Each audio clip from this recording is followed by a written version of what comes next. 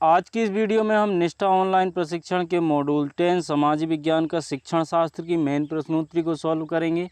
तो यदि आप भी इस प्रश्नोत्तरी को सॉल्व करना चाहते हैं तो आज की ये वीडियो आपके लिए काफ़ी महत्वपूर्ण होने वाली है। तो चलिए दोस्तों, वीडियो को स्टार्ट करते हैं एक छोटे से इंट्रो के बाद। Hello everyone, welcome back to my channel New Tech Hindi. दोस्तों, यदि आपने अभी तक हमारे चैनल को सब्सक्राइब नहीं किया है तो नीचे दिख रहे सब्सक्राइब बटन को दबाकर हमारे चैनल को सब्सक्राइब कर लीजिए और बाजू में दिख रहे नोटिफिकेशन बेल को दबाकर ऑल नोटिफिकेशन बेल को ऑन कर लीजिए ताकि इसी तरह की लेटेस्ट वीडियो का नोटिफिकेशन आपको सबसे पहले प्राप्त हो सके। वीडियो पसंद आए तो वीडियो को लाइक करें और अपने सभी मित्रों को शेयर करना ना भूलें। तो चलिए स्टार्ट करते हैं। तो यहाँ पर हमने निष्ठा ऑनलाइन ट्रेनिंग मॉड्यूल 10 सामाजिक विज्ञान का शिक्षा शास्त्र की प्रश्नोत्तरी को ओपन कर लिया है और इसका जो पहला प्रश्न है वो हमारी स्क्रीन पे है। राजतंत्रात्मक शासन प्रणाली में कौन निर्णय लेता है और सरकार चलाता है? इसके जो 4 विकल्प हैं, पहला है मुख्यमंत्री, दूसरा है प्रधानमंत्री, तीसरा है राष्ट्रपति और चौथा है राजा या रानी। तो दोस्तों, इस प्रश्न का जो सही आंसर है वो है चौथा, यानी कि राजा या रानी। तो चलिए हम चलते हैं अगले प्रश्न की ओर।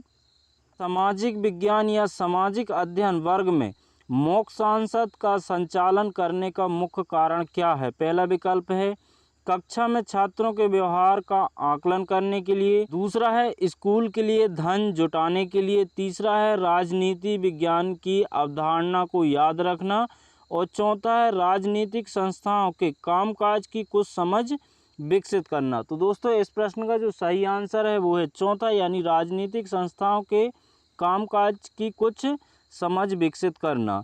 तो चलिए हम इसको सिलेक्ट करते हैं और बढ़ते हैं अगले प्रश्न की ओर। अगला प्रश्न है एक ग्लोब के बारे में निम्नलिखित बयान में से कौन सा सही नहीं है? पहला है स्पर्श ग्लोब विशेष ज़रूरतों वाले बच्चों के लिए इस्तेमाल किया जा सकता है, दूसरा है एक ग्लोब की विशेषता में अक्षांश और देशांतर हैं, तीसरा है ग्लोब पृथ्वी का एक मॉडल है और चौथा है ग्लोब महाद्वीपों का सही आकार नहीं दिखाता है। तो दोस्तों, इस प्रश्न का जो सही आंसर है वो है चौथा, यानी ग्लोब महाद्वीपों का सही आकार नहीं दिखाता है। अगला प्रश्न है 23.5 डिग्री दक्षिण अक्षांश के रूप में जाना जाता है। पहला विकल्प है कर्क रेखा, दूसरा है मानक मध्याह्न रेखा, तीसरा है भूमध्य रेखा और चौथा है मकर रेखा। तो दोस्तों, इस प्रश्न का जो सही आंसर होगा वो है चौथा, यानी कि मकर रेखा। तो चलिए हम बढ़ते हैं अगले प्रश्न की ओर। दोस्तों, निष्ठा ऑनलाइन प्रशिक्षण के सभी मॉड्यूल की डिजिटल डायरी हमारी वेबसाइट न्यू टेक हिंदी पर उपलब्ध है। यदि आप इन डिजिटल डायरी को डाउनलोड करना चाहते हो तो आप किसी भी ब्राउज़र पर टाइप करेंगे www.newtekhindi.in तो हमारी वेबसाइट पर पहुंच जाएंगे और वहां पे आपको इन डायरियों को डाउनलोड करने की लिंक मिल जाएगी। आपकी सुविधा के लिए हम ये लिंक अब वीडियो के नीचे डिस्क्रिप्शन बॉक्स भी में उपलब्ध करा देंगे। आप वहां पे क्लिक करके भी डायरेक्ट उनको डाउनलोड कर सकते हो। क्वेश्चन है निम्नलिखित में से कौन सा कथन सही है? पहला विकल्प है देशांतर रेखाओं को समांतर रेखाएं भी कहा जाता है, दूसरा है अक्षांशों की सभी रेखाएं भूमध्य रेखा से छोटी होती हैं, तीसरा है देशांतर की सभी रेखाएं लंबाई में भिन्न होती हैं और चौथा है अक्षांश रेखाओं को मेरिडियन कहा जाता है। तो दोस्तों, इस प्रश्न का जो सही आंसर है वो है दूसरा, यानी अक्षांशों की सभी रेखाएं भूमध्य रेखा से छोटी होती हैं। इसके बाद जो नेक्स्ट क्वेश्चन है कॉलम ए को कॉलम बी के साथ मैच करें और नीचे दिए गए कोड का उपयोग करके सही उत्तर का चयन करें। यहाँ पे देखिए दोस्तों, यहाँ पर आपको एक डाउन का बटन दिख रहा है। आप इस डाउन के बटन पे क्लिक करेंगे तो यहाँ पर जो सारणी है वो आपके सामने ओपन हो जाएगी। आप इसे स्क्रॉल भी कर सकते हैं और यहाँ से आप इस सारणी को पढ़ सकते हैं। तो फिलहाल हम इस सारणी को यहाँ पर पढ़ने में टाइम वेस्ट नहीं करेंगे, हम इसका आपको सीधे आंसर बताते हैं। तो दोस्तों, इस प्रश्न का जो सही आंसर है वो है तीसरा, यानी ए का थर्ड, बी का चौथा, सी का सेकेंड और डी का फर्स्ट। तो यहाँ पर आप इसको सिलेक्ट कर लीजिएगा। चलिए हम आगे बढ़ते हैं।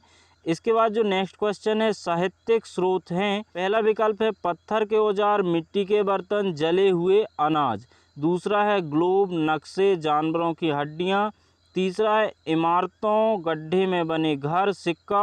और चौथा है महाकाव्य, पुराण, स्मृति। तो दोस्तों इस प्रश्न का जो सही आंसर है वो है चौथा, यानी कि महाकाव्य, पुराण, स्मृति। तो चलिए हम इसको सिलेक्ट करते हैं और बढ़ते हैं अगले प्रश्न की ओर।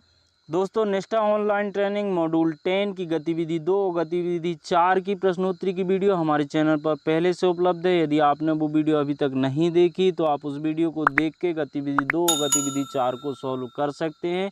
और उस वीडियो की लिंक आपको वीडियो के ऊपर जो आई बटन दिख रहा है वहाँ पर मिल जाएगी। आप डायरेक्ट वहाँ पर क्लिक करके भी उस वीडियो तक पहुँच सकते हैं। नेक्स्ट क्वेश्चन है, विभिन्न आजीविकाओं के बारे में पढ़ाते समय निम्नलिखित में से कौन सी विधि सबसे उपयुक्त होगी। इसका पहला विकल्प है बहसों का आयोजन, दूसरा है व्याख्यान विधि का उपयोग करना, तीसरा है पाठ्य पुस्तक को जोर से पढ़ाना और चौथा है ड्रा या लिखे और चर्चा करें। तो दोस्तों इस प्रश्न का जो सही विकल्प है वो है चौथा, यानी कि ड्रा, लिखें और चर्चा करें। तो चलिए हम इसको सिलेक्ट करते हैं और बढ़ते हैं अगले प्रश्न की ओर। कौन सी विधि शिक्षार्थी द्वारा इस सीखने के प्रतिफल की योग्यता को प्राप्त करने के लिए सबसे सटीक होगी। जांच करना कि क्या लोगों के पास जीविका कमाने के समान अवसर हैं। इसका पहला विकल्प है व्याख्यान विधि का उपयोग करना, दूसरा है केवल पाठ्य पुस्तकों से पढ़ना, तीसरा है पूरा करने हेतु दिया गया कार्य और चौथा है परियोजना आधारित ज्ञान। तो दोस्तों इस प्रश्न का जो सही आंसर है वो है चौथा विकल्प, यानी परियोजना आधारित ज्ञान। चलिए चलते हैं नेक्स्ट क्वेश्चन की ओर। समाजी विज्ञान का पठन पाठन बढ़ावा देता है। पहला विकल्प है सामाजिक और राजनीतिक मुद्दों पर सरकार के नजरिए का ज्ञान, दूसरा है स्वतंत्रता, विश्वास और विविधता के लिए सम्मान जैसे मानवीय मूल, तीसरा है उच्च स्तर पर इन विषयों का अध्ययन करने के लिए तैयार होना और चौथा है पाठ्य पुस्तकों में व्यक्त किए गए विचारों को जानने और उनका पालन करने की क्षमता। तो इस प्रश्न का जो सही आंसर है वो है दूसरा, यानी स्वतंत्रता, विश्वास और विविधता के लिए सम्मान जैसे मानवीय मूल। तो चलिए हम इसको सिलेक्ट करते हैं और बढ़ते हैं अगले प्रश्न की ओर। तो यहाँ पर देखिए हमारे 10 क्वेश्चन थे, 10 के हमने आंसर दिए और जो स्किप्ड क्वेश्चन है वो है 0। अब यहाँ पर हमको 2 बटन दिख रहे हैं, एक है रिव्यू का, दूसरा है सबमिट का। तो चूंकि हम प्रश्नोत्तरी को सबमिट करना चाहते हैं इसलिए हम सबमिट पे क्लिक करेंगे। तो यहाँ पे आप देखिए जो हमारा स्कोर है 10 में से 10 है। तो दोस्तों इस तरह से आप भी निष्ठा प्रशिक्षण मॉड्यूल 10 की प्रश्नोत्तरी को सॉल्व करके 10 में से 10 अंक प्राप्त कर सकते हैं।